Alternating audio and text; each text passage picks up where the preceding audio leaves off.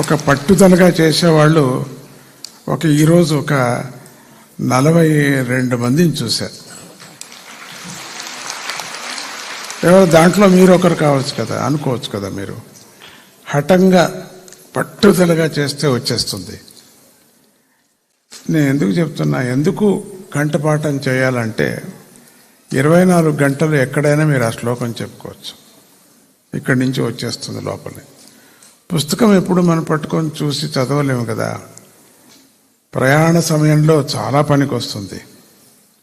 అంటే బస్సులో ప్రయాణం కాదు, మన ప్రయాణ సమయం అనేది ఒకటి ఉంది. బస్సు కారు అనుకోకండి. మన ప్రయాణ సమయం ఒకరికి వస్తుంది, ఎప్పటికీ వస్తుంది. అప్పుడు మీకు ఇవన్నీ జ్ఞాపకం వస్తాయి. ఈ చిన్నపిల్లలకి జీవితంలో మర్చిపోలేరు వీళ్ళు. మీరు కూడా అంతే. ఎవరెవరు బాగా హెల్ప్ చేశారో జీవితంలో మర్చిపోలేరు మనం. అప్పుడప్పుడు ఆ శ్లోకాలతో అర్థం తెలుసుకుంటే చాలు.